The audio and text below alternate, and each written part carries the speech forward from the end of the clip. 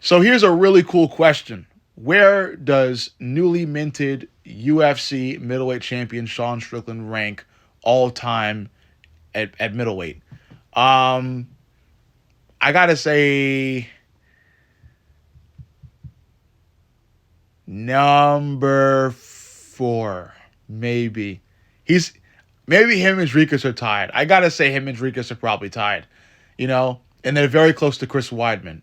And then there's a gap between all of them and Izzy and Anderson Silva. But Sean is obviously up there, and I think he's just kind of neck and neck with Dricus. Maybe we get a third fight between Sean and Dricus sometime soon, and that will settle it. But if you were to ask me, I'd say him and Dricus are tied for fourth. I wouldn't put Sean at fifth. I think Sean has done a lot, especially with beating an undefeated fighter like Khamzat Chimaev. He just gave Khamzat Chimaev his first L ever. Look at what Khamzat has been able to do to so many people. Look at what he did to Robert Whittaker.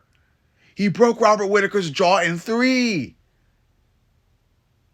He's got to be up there.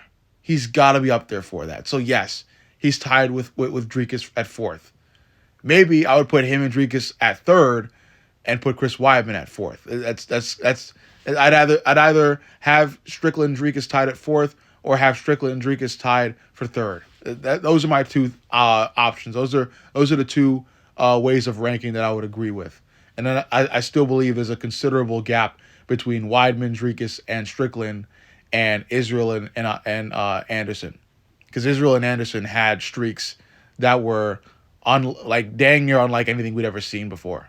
And it's going to take a while for Strickland and Dricus to kind of get close to that.